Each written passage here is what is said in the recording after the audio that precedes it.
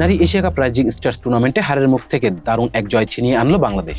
Group পর্বের ম্যাচে থাইল্যান্ডকে 3 উইকেটে হারিয়ে বি গ্রুপ থেকে সবার আগে সেমিফাইনাল নিশ্চিত করলো টাইগ্রিসরা।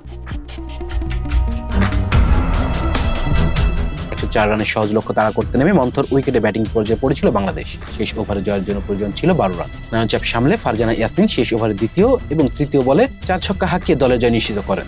1 বল বাকি থাকতেই 3 উইকেটে জয় পায় বাংলাদেশ। ফারজানা অপরাজিত থাকেন 23 রানে। এর আগে লতা মণ্ডল 30 ও শারমিন সুলতানা 26 রান করে দলকে লড়াইয়ে রাখেন।